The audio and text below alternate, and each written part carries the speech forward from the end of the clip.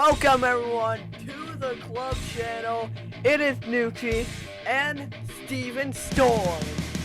What's up, everybody? And today we are going to be doing a review on Impact's Hard to Kill pay-per-view. Man, I swear to God, this pay-per-view was... It had a lot. It was interesting. Yeah, it was an interesting one.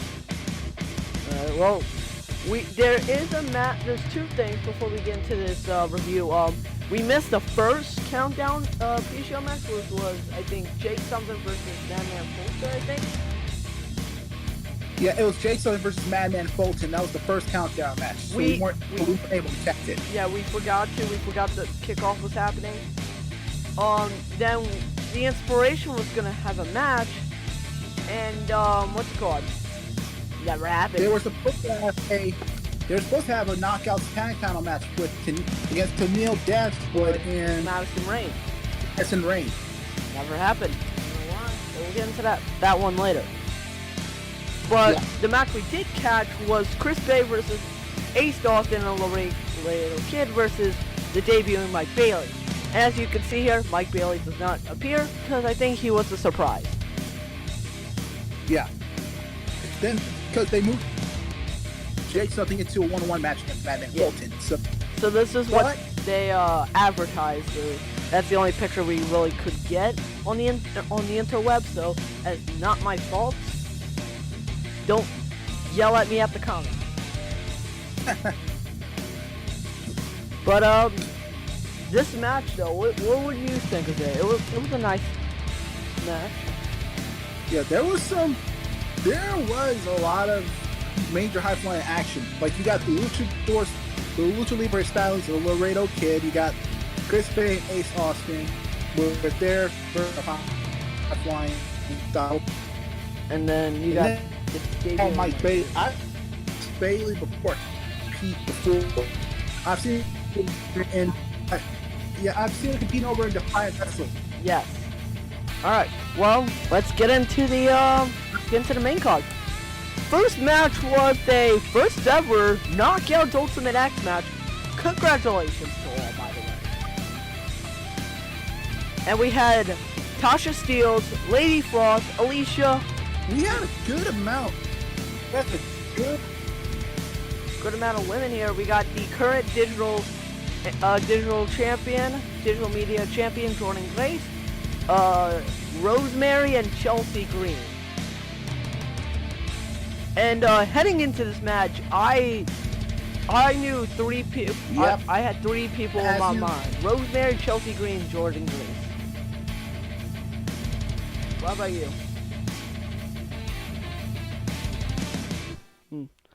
Well, this match started out with... Yeah, I have Rosemary, Chelsea Green, and Jordan Grace winning the match as well. Yeah. So, but Tasha Steelz won after, I think, Chelsea Green and Tasha literally got stuck on top of the X, and I think Tasha's arm got stuck, correct? Yeah, they both were on the X, and they were like fighting over the X. I mean, Chelsea Green unhooked the X, but Tasha Steelz actually put her arm through the chain that was holding the X and fell and took the X. And it was that the first person who had the X on the apron was the one to win. Yeah. And the spot of Jordan Grace doing, I think, either a spine buster or a sit-out powerbomb. It was just insane. Yeah, she did it right to Tasha Steelz, and she died. And it was off like they were on the same table, and they were up here trying to fight for position. And then Rosemary with a flapjack. Bam!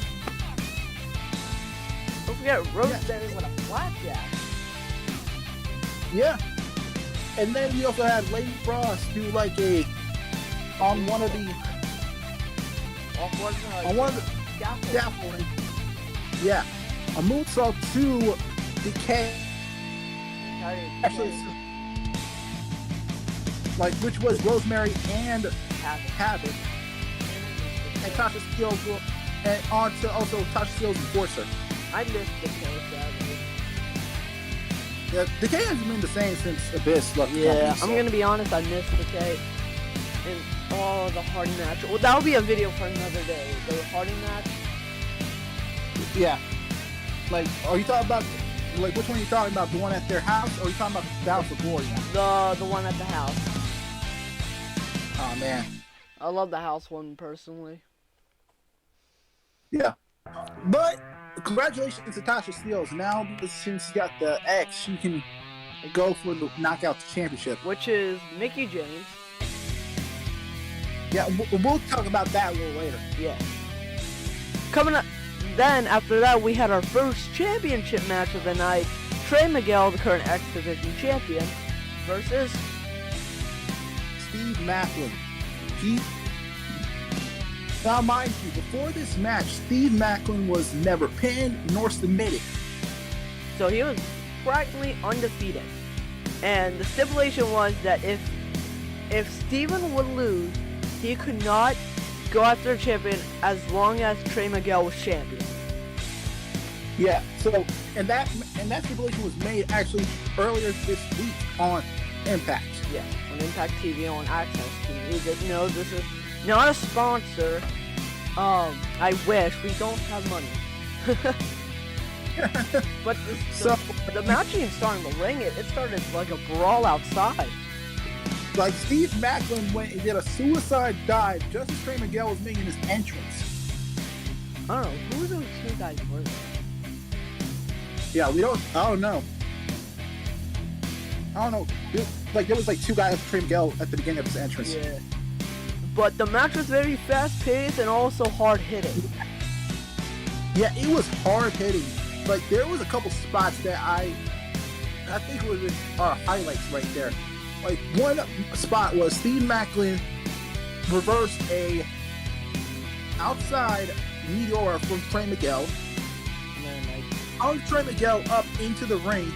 So while Trey Miguel was upside down on the top rope, Steve Macklin ran back into the ring, ran to the other side of the ring, and did a middle rope spear.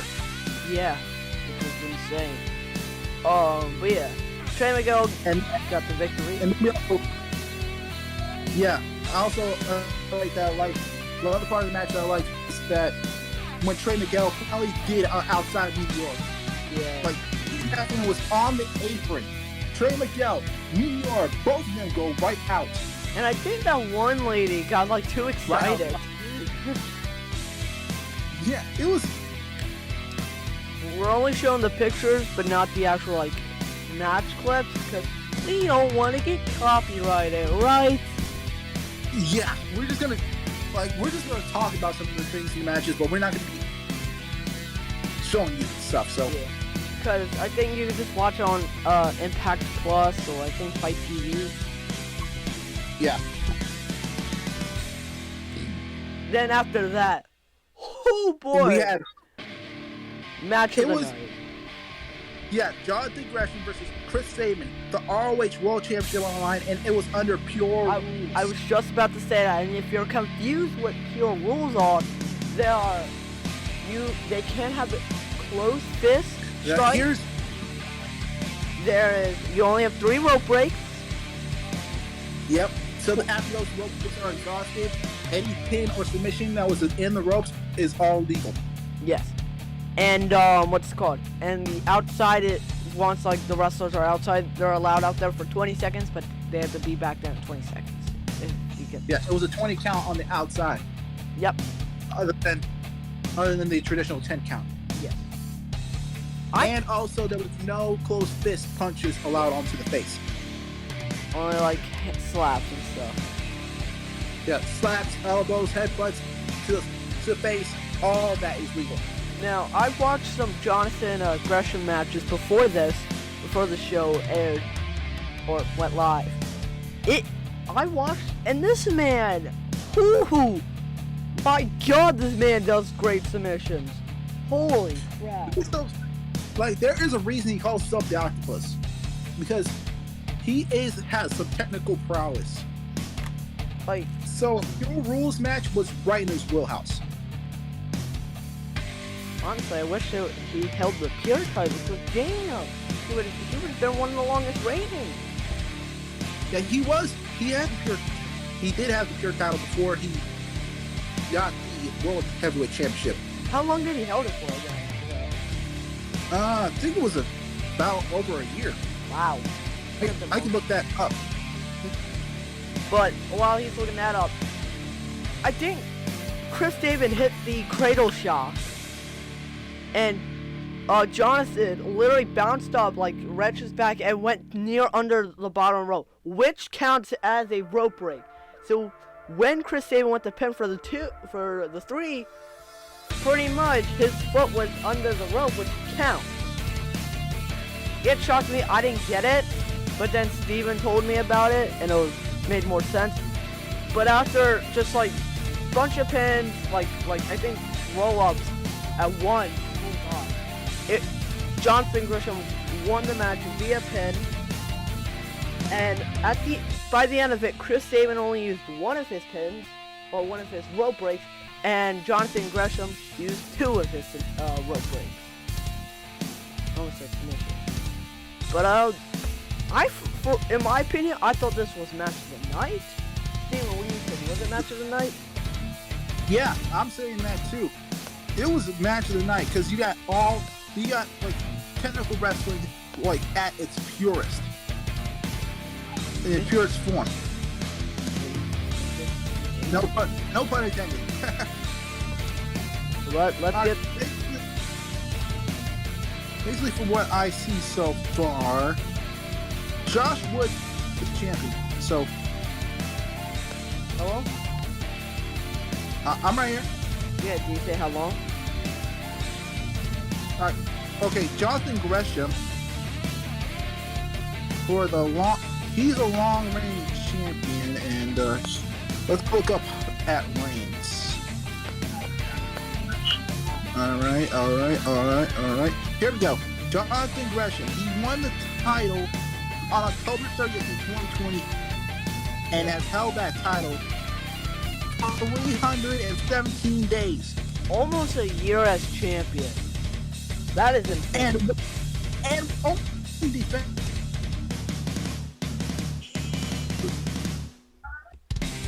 So the current champion right now is Josh Woods. Yeah.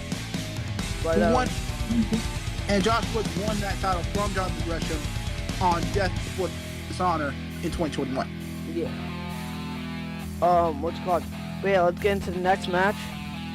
And that was Josh Alexander versus Jonah. Man! Woo! Jonah dominated for most of the match. It was like, how do I say this? A very big man go burr, little man win. Does that make sense? Basically, like, Jonah, he did a whole bunch of things to him. He tossed Josh Woods around. Like there was this one spot, he got freaking gorilla press onto the top turnbuckle. Holy shit. And Josh Alexander dived onto Jonah into the crowd. Yeah. Like that reminded me of when Rob Van Dam did that Bam Bam Bigelow. And also to Jerry Lynn, and also Spike Dudley getting yeeted by, I think, Mike Awesome. Correct. Like, Josh Alexander was getting thrown around, he was getting crushed. But then just as Jonah was setting up for that big body splash from the top rope that he likes to use to finish off his matches, Josh Alexander hit him with an ankle lock. Take him off the top turnbuckle.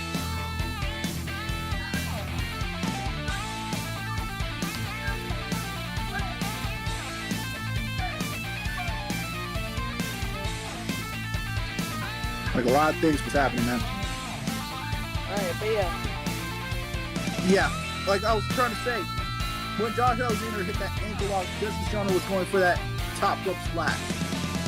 Yeah. And then the match ended with Josh Alexander slapping that ankle lock onto Jonah for the second time and in the match. submitted him. Yep. With You could tell he was trying to.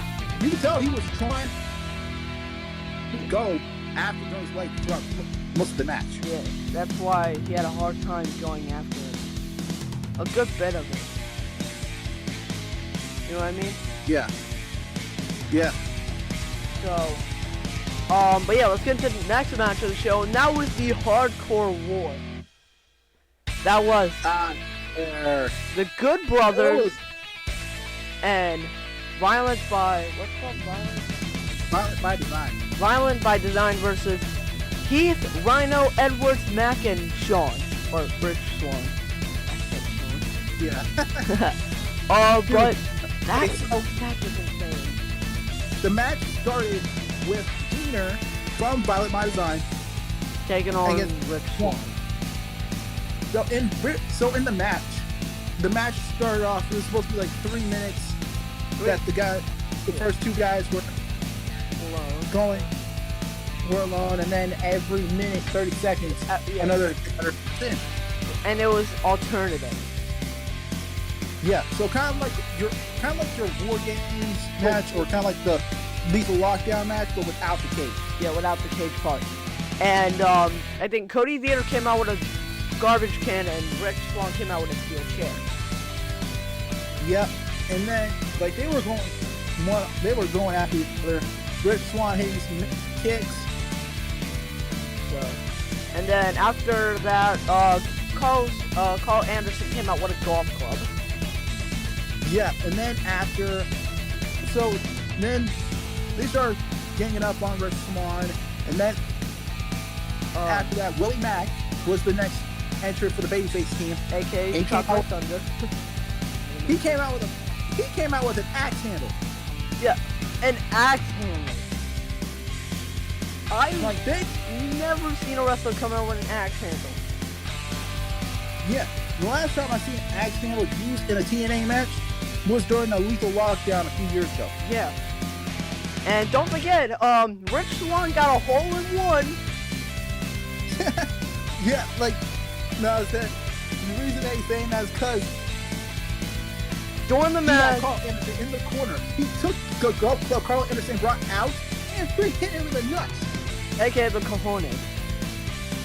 Yeah. Okay, and the next entrant for the Good Brothers and Violent by Design was the other half of Doc Gallows. Doc Gallows. Or Luke Gallows, as other people call him. Yeah, and he came out with a chain. Or a chain, which Rhino also came out with.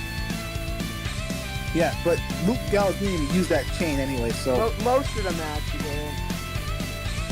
Yeah, there was no... Yeah, so then it started becoming... They're trying to jump the other guys again. A door came out in the middle of the match. Then the next... They hit their own version of the 3D. Yeah. Yeah, through a door. Through a door. And a fan has the door now. Then the next entrant for the good guys was Eddie Edwards. And he came out with his buddy, Kenny the Kendo Stick. If you're wondering who that is, search him up. Yeah, I can tell you the story right behind it. Yeah, so, but it's good. Like, do you want me to tell it? For those people who see? Maybe link in the comments. We will do a whole video on the Eddie Edwards, Sami Callihan storyline. If you want that, put down in the comments or like the video. Yeah. So then after that, after Eddie Edwards came out, he started swinging at everybody. You get a kendo shot. You get a kendo shot. You get a kendo shot. So then the countdown happens. The next entrant was Eric Young. And wait, did we forget to mention he put Kenny on fire? He put a kendo stick on fire, yeah. And he put a kendo stick on fire and hit freaking Doc Gallows with it. And I think it was Tom or either D'Lo Brown. He said, "Oh my God, he killed Kenny!" It just made me laugh because I watched South Park and I get the reference. And I hope most of y'all get it too. Yeah. So the next was was Eric Young, and he came out with Two trash can lids. two trash can lids, and also during the match he had a fork with him as well. So yeah, a fork. and then the next entrant for the good guy team was Heath. Or Heath Slater. And he came out with powder in both his hands, started throwing that powder at both the Good Brothers, and then brought out a pipe. Yeah, and a pipe, which is an interesting way to come out with both powder in his hands. And then using a pipe in the match, yeah. and then we move on, and we got to the final two entrants of the team. And if you didn't realize by now, the bad guys have an advantage. So yeah, if you didn't get by the first entrant, then we have a chance. Yeah. So for the bad guys, for Battle by Design and the Good Brothers, the last entrant was Joe Doring.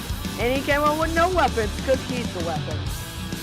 Yeah, he was the monster powerhouse of Violent by Design. So it made sense he came out with no weapons. And he did some damage when he came out. A lot of damage. And there was a lot of blood. But then finally, at the last entrant was Rhino. Not with an Y, with an I. He came out with a chain. He started punching people in the face. He hit Joe Doring in the face with the chain. Yeah. He started going after everybody. Barbed wire table was introduced. Yeah, a barbed wire was introduced. Once it was that during the match, Joe Doring took Rich Swann and hit a Death Valley driver through that barbed wire board. It was insane. But then the good guys won the match with what's it called? What was it again? Got the move. On Heath Slater's side? Yeah, Heath Slater. Rhino hit a gore. Yeah, Rhino hit a gore, and then he pinned Carl Anderson. And then, we're not done yet. After that pin, there were some faces there was people that we didn't even expect. Freaking the OGK, which is Mike Bennett, Maria Kanellis, and what's his name? Matt Traven? Yeah, the OGK started jumping in there and started attacking. But they weren't alone. They brought Vincent, who looks like Rob Zombie, by the way, just letting you know. I'll put a picture right here. Vince also has his own faction back in ROH called The Righteous, and if you watch ROH, you will know who we're talking about. Yeah, who I'm talking about. And also, the fourth man that came in, PCO. I just hit my water bottle, and now I'm thinking about Danhausen and his leg. Dude, when there was a moment that PCO did that is still gonna stick with my mind. He did his signature PCO front flip senton onto Rich Swann on the apron. Yeah, that hurt. But then, yeah, that was an interesting match. And Maria Kanellis came out and was standing with all four of those guys. And their intentions were made clear. The OGK's intentions were made clear. Yeah. They want the Impact Raw Tag Raw to put on those. Next match, triple threat match between Matt Cardona, Moose, and W. Morse, aka Cass XL. Holy crap, this was an interesting match.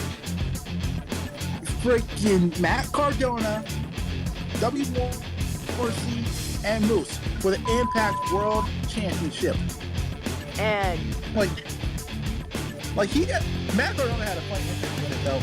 Like if you saw the entrance though, you see like his like action figure and stuff. Yeah. In his video. Yeah.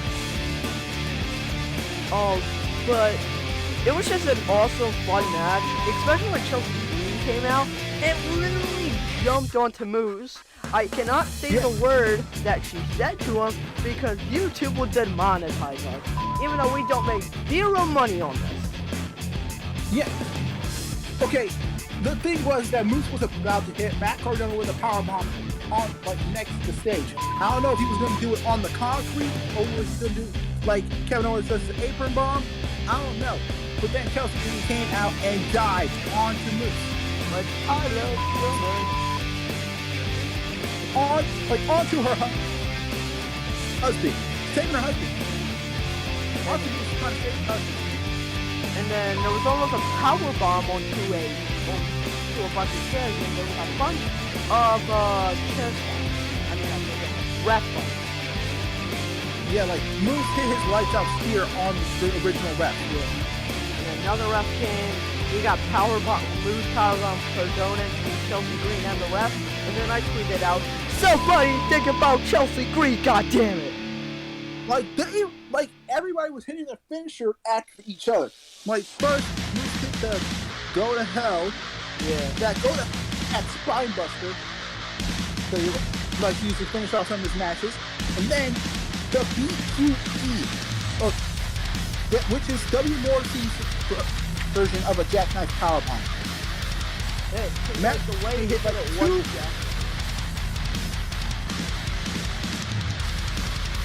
But after that, Moose won with Onto the spear. And we were mine. Right? yeah, like what happened was that he hit a radio silence on W. Morrissey. Like Moose was about to go for a top rope move, and Matt could have threw him right onto the timekeeper's table on the outside. Like he was out. And it wasn't until Matt Cardona would hit like a second rope radio silence. Yeah. Or a top rope radio silence onto W. Morrissey. He was close. I thought the match was over right there. Yeah, but nope, kick out. No, actually, Moose just basically dragged the ref out. Yeah. Moose. But at the end, Moose won. Yep. Two match. Somebody goddamn think about Chelsea Green, goddamn it. But after that was the main event. And there was a lot of things to say about this. Let's just start how it didn't start off like a normal death match. Yeah, they started off with fighting each other. More like a technician tag match. Yeah, and then the weapons started getting involved. Like there was, what was funny though, that they started talking to her, and it's funny seeing The ref almost got hit. the ref was right at her. He was like, trying to dodge all the chairs. And he was trying to dodge all those chairs. Really funny to see. Yeah. There was a loose dash jumping off. There was thumbtacks. There was a lot of stuff. Yeah, there was like a roll barrel on the side, that ring side. There was a road case used. Yeah. I thought Janice was gonna come out for some reason. Yeah, we were hoping for that. Yeah. Mainly me. But yeah. But then at the end, Mickey Won. Mickey got yeah. And if Like, you're wondering how she won, she didn't win by normal. Well, she won by pinfall, but then Dion did not get up past the 10 count. That's how Mickey James won the match. Yeah, first he hit her mid kick onto Gianna Barrazo, and then a Mickey T. Yep. And yeah, that was She took a chair and broke the table to make sure that Gianna stayed down, and she got the 10 count. and that was the card. And if I forgot to mention, there was originally there was a promo for this show about what's it called, the inspiration of formerly known as the Iconics versus the against Madison Ray and Samuel Dashwood, aka Emma, for some people that know it. The match never happened. That match was originally scheduled for Hard to Kill, but it never happened. We're probably gonna get on the next episode of Impact. But we don't know. Yeah, we don't know what's happening, so. Yeah, that was our, what's it called? This is technically our first time doing a review on the club channel. I hope we tried our best. Hope you guys enjoyed it. You know, it's not always going to be me and Steven, maybe the Gaming Shark and Macron, or the Gaming Shark and me, or the Gaming Shark and Steven, or Macron and Steven. You don't know who you're going to get. Yeah, the reason that it was me and Nuchie doing this right now is because we were the only ones out of the club so far that watched the show. So, yeah. And yeah, I hope you guys enjoyed the video. Like and subscribe, and we'll see you next time. Peace, brother. Hold on. Oh, never mind. You got something to say. What? We still got to do our ratings. Oh, I give the show 4.5 stars. Yep, I give them I'll give them 4.5 stars as well. Yeah, there was some little mess up, but hey, we're all human. Yeah, there was some things that should on the X Division Women's title match. There was on the match. There were some things that they could have done without, like Havoc and Tasha Steele's they could have done without that.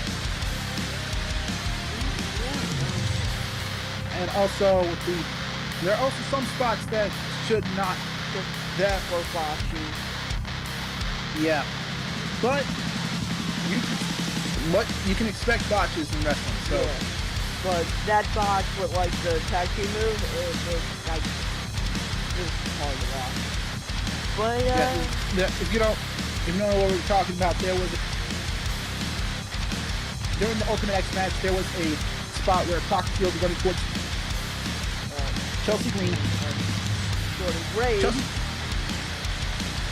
Chelsea Green tried to do an arm drag, but he didn't get a good landing, but she still got on Jordan Grace.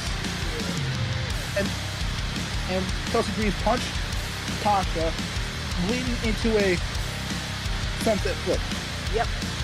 But yeah, that was the show. I enjoyed it. Steven did too. And see you next time on the club. See ya, my brothers. Yeah.